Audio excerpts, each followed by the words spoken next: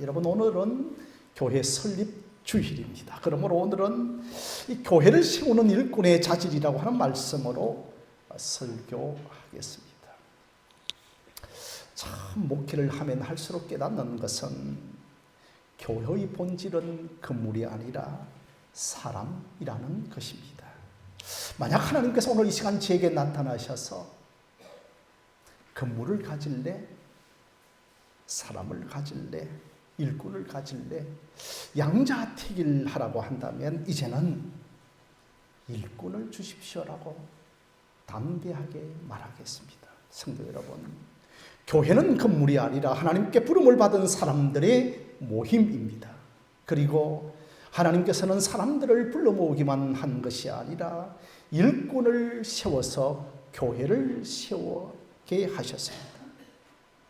그러므로 교회의 일꾼을 직분자라고 하는데 목사, 장로가 있고 근사, 집사가 있습니다. 그러므로 하나님께서 우리에게 교회의 직분자를 세우신 이유는 에베소서 4장 12절에 잘 기록되어 있는데 앞 화면을 한번 보실까요? 우리 한번 함께 읽겠습니다. 시작.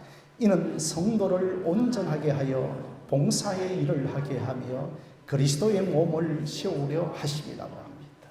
과연 우리는 얼마나 성도를 세우고 또한 교회를 교회답게 세우는 일에 예를 쓰고 있습니까? 여러분도 아시는 것처럼 대학병원에 어떤 교수가 있느냐에 따라서 그 대학병원의 취를 결정합니다.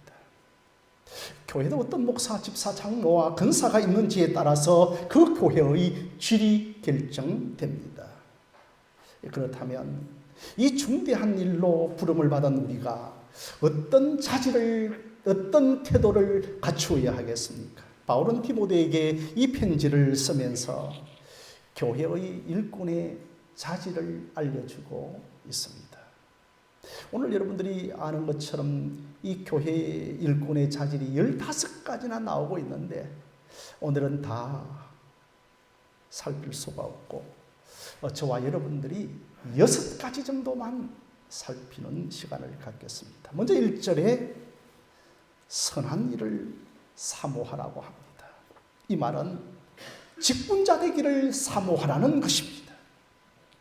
우리는 이 직분을 명예직으로 내 체면과 지위를 얻기 위하여서 집사, 근사, 장로가 되는 것을 결코 사모해서는 안 됩니다.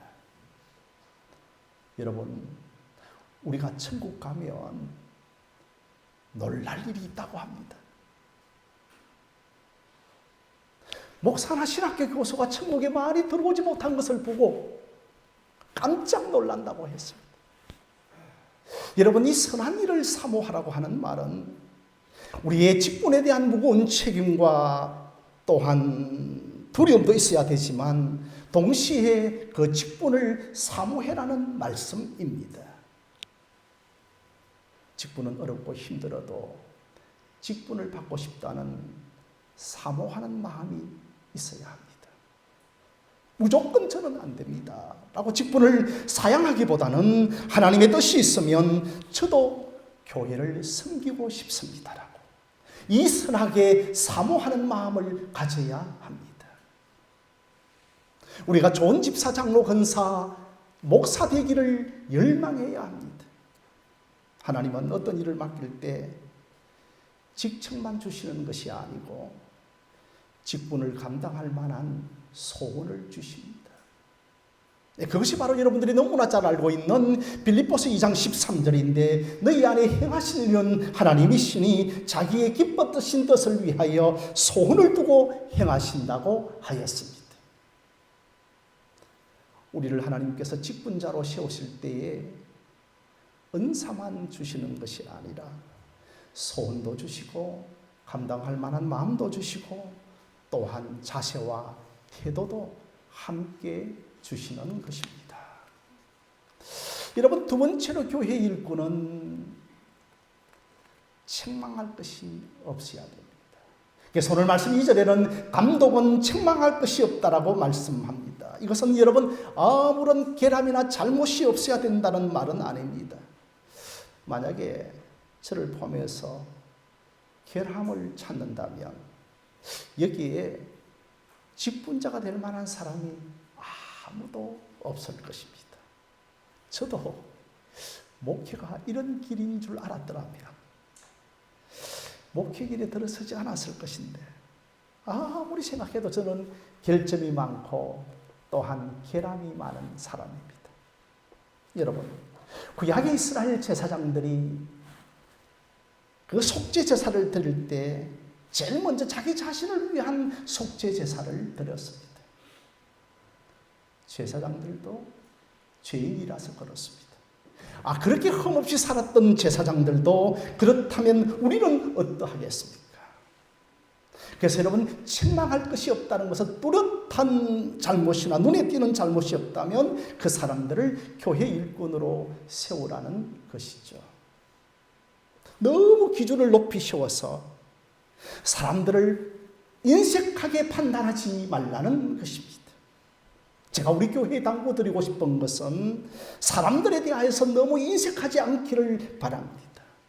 너무 그 사람들을 인색하게 판단하지를 말아야 합니다. 둘째로 너무 물질과 헌금에 인색하지 않았으면 좋겠습니다. 우리가 그 사람을 헤아리는 것만큼 주님이 우리를 헤아린다면 여기에 구원받을 자 아무도 없을 것입니다. 우리는 다 아담 안에서의 타락한 자이기 때문에 다 몇 가지의 결함을 가지고 있습니다. 어느 정도 그 정도는 우리가 참아줄 수 있어야 하는 것입니다. 여러분, 또한 일꾼의 세 번째 자질은 2절에 한 아내의 남편이 되어야 합니다. 여러분, 한국교회는 이 구절을 너무 지나치게 해석해서 목사는 반드시 결혼해야 된다고 하는 구절로 사용합니다. 결혼하지 못한 사람은 목사 안수를 줄 수 없다고 해석합니다.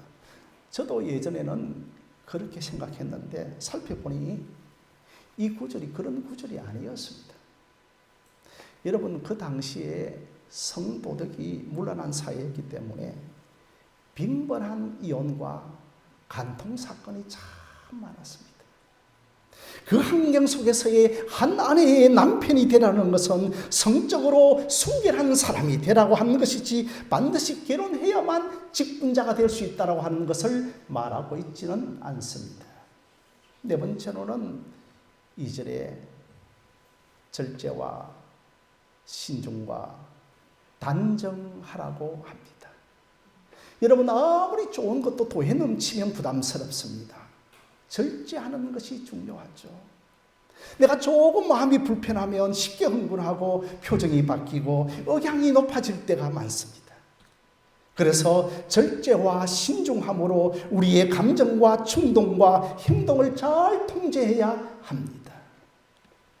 여러분, 너무 시험 들지 말고 들으십시오. 목회자들 가운데서도 주식에 투자하는 분 많습니다. 저는 이 컴퓨터를 잘 못 다뤄서 주식에 투자도 못하고 있고 돈도 없지만, 그래서 어떤 목회자를 가보면 목양실에 모니터가 한 3개 정도, 2세대 설치하고서 그저 무절제하게 주식의 시간과 에너지와 정력을 낭비하는 목회자들도 있습니다. 우리가 또한 스포츠와 오락에 너무 심취하지 말고 모든 일에 절제와 신중과 단정함으로 행해야 합니다. 그래서 여러분, 이 절제는 3절에 술을 즐기지 아니함이라고 연결되어집니다. 여러분, 술에 취하면 제일 먼저 무절제해지고, 갑자기 소심한 사람이 술에 취하면 자신감 뿡뿡, 자신감이 충만해지고 소리가 높아지고, 그리고 또한 도덕적으로 방탕해지기 시작합니다. 교회가 아니더라도 중요한 직분을 받은 사람이 술을 즐긴다면 그것은 결격 사유가 되기에 충분합니다. 하물며 주님의 교회이겠습니까? 그리고 여러분, 5채는 2절에 나그네를 잘 대접해야 됩니다. 여러분, 나그네들을 잘 대접하는 여러분들이 되어지시기를 바랍니다. 아니, 여러분, 나그네를 잘 대접하라고 하니까 교회 오시는 손님들을 잘 잘 대접하라고 하는 것으로 잘못 해석을 합니다.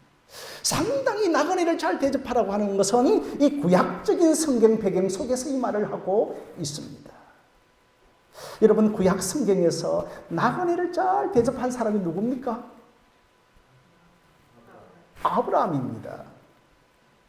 창세기 18장에 아브라함이 딱 장막문에 앉아있다가 저 멀리 사람 셋이 오는 것을 보고 달려가 영접하여 자기 집을 드리고 극진하게 대접을 합니다.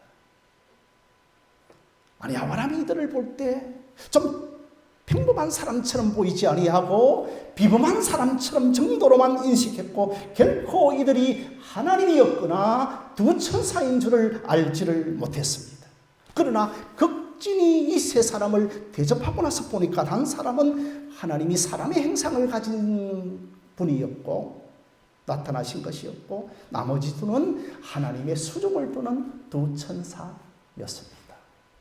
그러니까 아브라함은 부지 중에 나그네를 잘 대접하여서 하나님과 천사들을 잘 공경하였던 것입니다. 우리가 나그네를 잘 대접한다는 것은 하나님을 잘 대접하는 것이고 천사들을 잘 대접하는 것입니다. 그러면 여러분, 나그네가 누구인가요? 교회를 방문하는 손님들인가요? 손님들이 아니라 내 옆에 있는 교인들이 다 나그네의 손님들이라는 겁니다. 그런데 아브라함은 평소에 사람을 대하는 태도가 나그네 정도, 손님 정도로 보지 않고 비범한 사람으로 존중이 여길 받을 사람들로 다 대했다는 것입니다.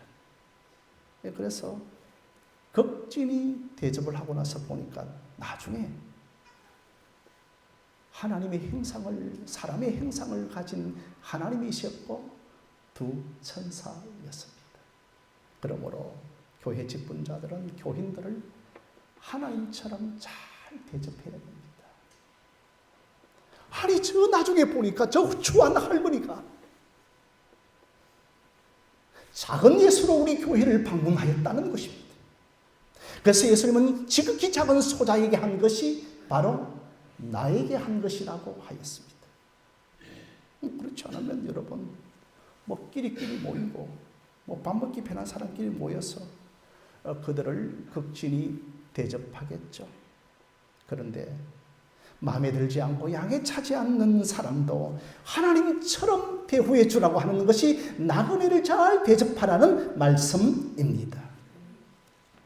자, 그런데 여러분, 이제 18장에서 또다시 19장을 다 넘어가면 이제 사람의 행상을 한 하나님은 이제 보이지 않고 사람의 모양을 한 두 천사가 어디를 방문하는가 하면 소돔성을 다 갔는데, 아니 마침 저녁쯤 되어져서 그곳에 롯이 성문에 앉아있다가 그들을 보고 영접하면서 그 두 나그네를 극진히 영접하고 대접하면서 자기 자신의 집에 하룻밤을 유숙하게 하였습니다. 그러나 여러분, 천사, 젊은 미소년처럼 보인 두 천사였습니다. 그래서 이 소돔의 남정네들이 롯에게 찾아가서 저녁에 너희 집에 들어간 두 사람 어디 있느냐? 이끌어내라. 우리가 그들을 뭐 하리라고 했습니까? 상관하리라고 하였습니다. 여러분, 여기에서 상관한다고 하는 것은 성행위를 하겠다는 것입니다. 오늘 너 집에 들어온 그 손님들을 내가 동성애를 하겠다는 것입니다. 이것은 여러분, 단순한 소돔의 성적 타락을 말하는 것이 아니라 그 나그네들을 성적 놀이개로 삼겠다는 것입니다. 그래서 여러분, 상관한다라고 하는 말은 그 사람들을 나의 먹잇감으로, 나의 이용도구로, 심지어 그 사람들을 나의 하찮은 여기는 정도로 생각한다는 것입니다.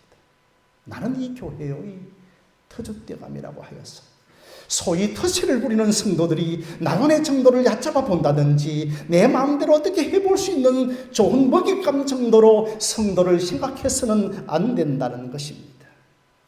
하나님을 사랑하는 사람은 손님과 나그네를 잘 대접해야 됩니다.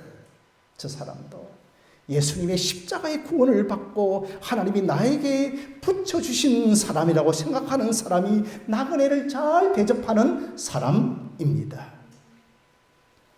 자, 그러면 여러분 몇 번째인가요? 6번째인가요? 벌써 6번째군요. 예, 잘 기억하신 것 감사합니다. 6번째로는 이 3절 말씀처럼 이제 돈을 사랑해서는 안 됩니다. 디모데후서 3장에서도 말세가 되어지면 사람은 자기 자신을 사랑하고 돈을 사랑한다고 하였습니다. 어느 날 엘리사에게 문둥병에 걸린 나만 장군이 찾아와서 고침을 받게 됩니다. 이제 나만이 미리 준비해온 선물을 엘리사에게 받으시옵소서 하였지만 엘리사는 극구 사양하지 않고 선물을 받지 않고 돌아가는 것을 엘리사의 종 게하시가 보고 있었습니다. 그래서 주의 없는 틈을 타서 많이 달려가서 나만 장군이여, 우리 주인께서 처음에는 선물을 거절했는데 이제 선물을 요구합니다. 그러니까 나만은 얼마나 기분이 좋겠습니까? 선물을 받는다니까 반가워서 선물을 주는데 게하시가 그 선물을 감추고 대연하게 엘리사에게 갑니다. 자신의 집에 판 그 어떤 재산을 감추고 대연하게 누구죠? 게하시가 아니고 신약에서는 누구죠? 예?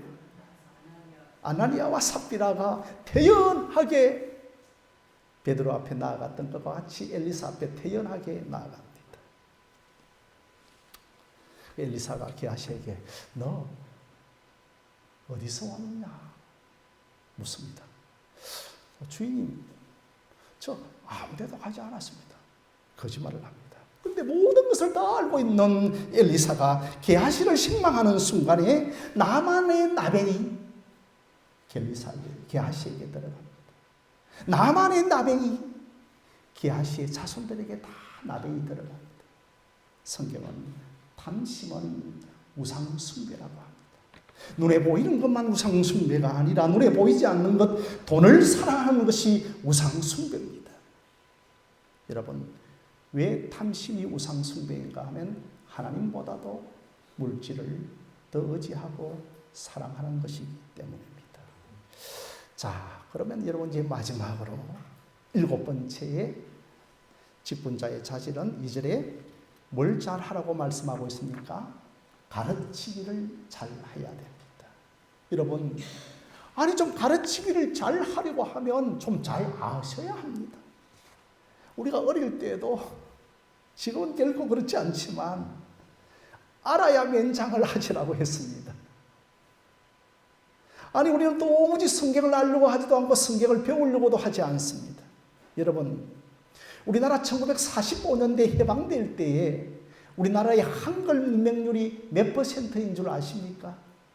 무려 78%였습니다.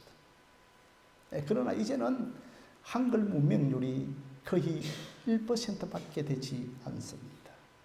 여러분, 이렇게 낮은 문맹률을 우리가 가지고 있는 것은 우리의 어머니, 할머니들이 배우고자 하는 열망과 자식들을 가르치고자 하는 교육률이 강하였기 때문이죠. 저는 우리 한국교회의 복음의 문맹률이 상당히 높다고 생각합니다. 저는 여러분 충격받지 마십시오. 제가 판단하기에는 한국교회의 복음의 문맹률이 한 60% 정도가 된다고 생각합니다. 이 교회 목사들도 복음의 문맹률이 한 50% 정도가 된다고 생각합니다. 교회의 어떤 직분자들은 잘 가르치는 자가 되어야 되는데 뭘 잘 가르쳐야 되는가 하면 복음을 잘 가르칠 수 있는 자가 되어야 합니다. 그런데 이 잘 가르치는 자는 뭐와 연결되어지는가 하면 9절에 일꾼은 믿음의 비밀을 가진 자라고 말씀을 하고 있습니다. 사랑하는 성도 여러분, 우리 모든 신자들은 믿음의 비밀을 가진 자들입니다. 신약 성경에서는 이 비밀이라고 하는 단어가 많이 나오죠. 여러분, 비밀이 뭡니까? 시크릿. 비밀이 뭡니까? 창세전부터 하나님의 감추어진 비밀이 있었는데 그 비밀은 예수 그리스도였습니다. 그 예수 우리를 통하여 인류를 구원하시겠다는 하나님의 비밀의 계획, 비밀의 경륜이 있었습니다. 그 비밀이신 예수 그리스도가 때가 참에 세상 앞에 공시되었고 십자가 구원으로 구속사를 완성하셨습니다. 그리고 믿는 자들에게는 성령께서 그 비밀을 예수 그리스도를 계시해 주셔서 더 이상 믿는 우리들에게는 비밀이 되지 않습니다.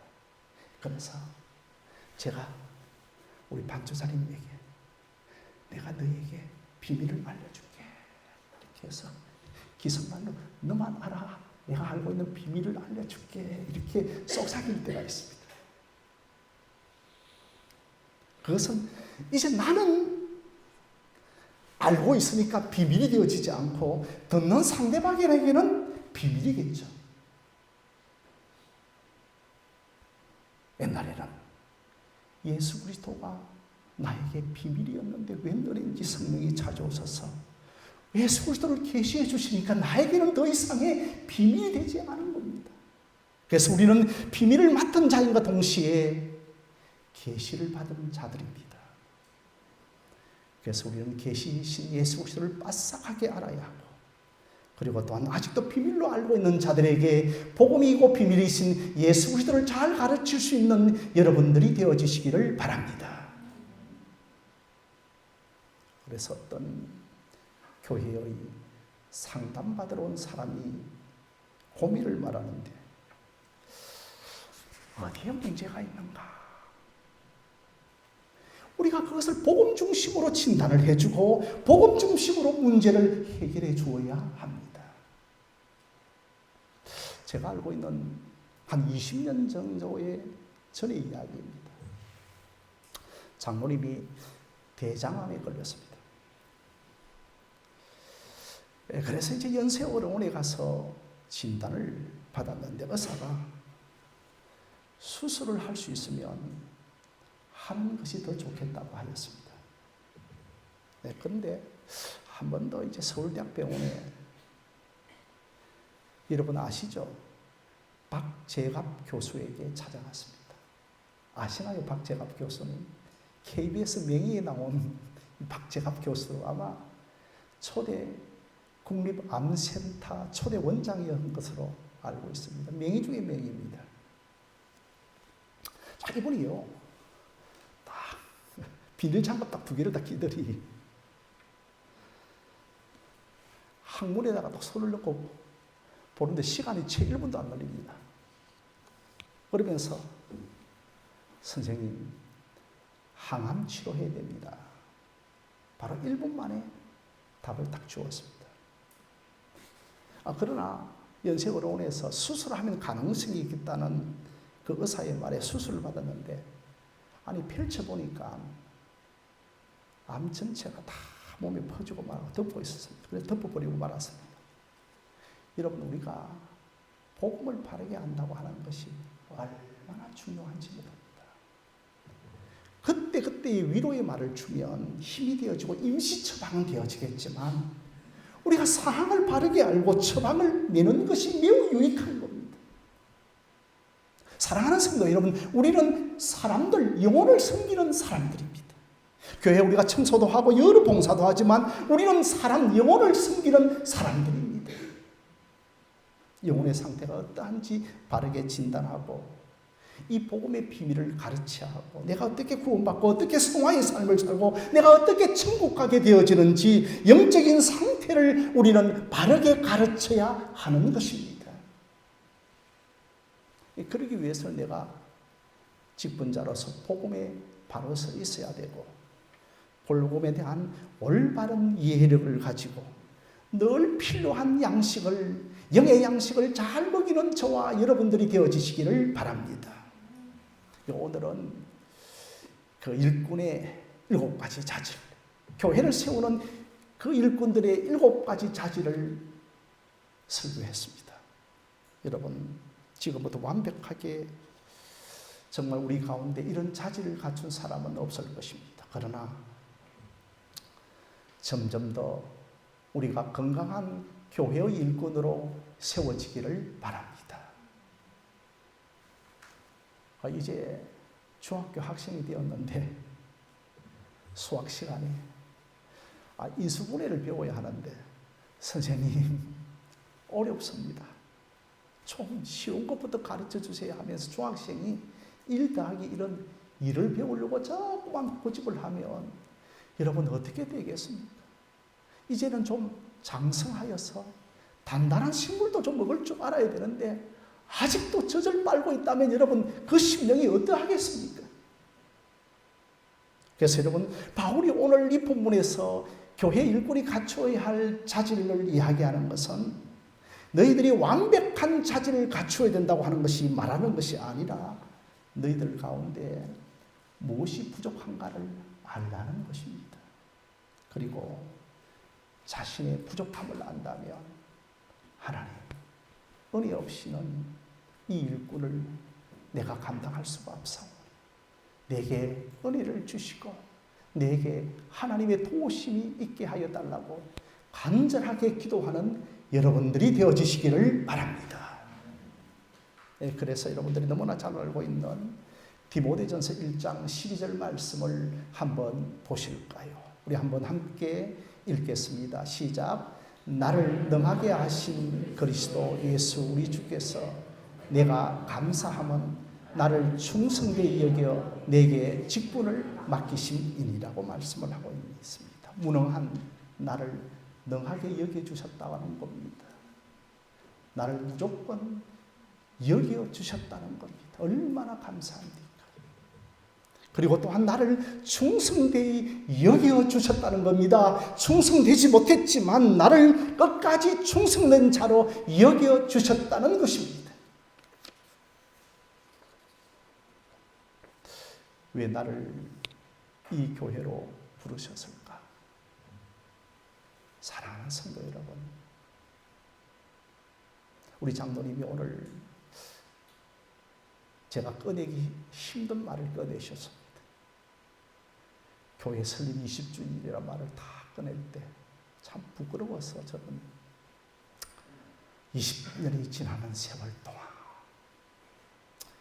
그래서 그런데 20주년이라 하는 그 어떤 기도 속에서 참 만감이 교차하였습니다. 그럼에도 불구하고 교회를 붙잡고 계신 하나님, 그럼에도 불구하고 부족한 종을 아직도 교회를 교회답게 세우지 못하는 연약함 때문에 참 부끄러운 만감이 교차하였습니다. 사랑하는 성도 여러분, 하나님께서 충성되이 감당할 수 있게 저와 여러분들을 이 교회에 이제 20주년을 기념으로 보내주신 줄로 믿으시기를 바랍니다. 그러므로 내 자신이 먼저 선한 일꾼으로 세워지기를 간절히 사모하고, 그리고 또한 교회에 선한 일꾼들이 가득 차는 교회로 되어지기를 간절히 기도하는 저와 여러분들이 되어지기를 주님의 이름으로 간절히 축원드립니다.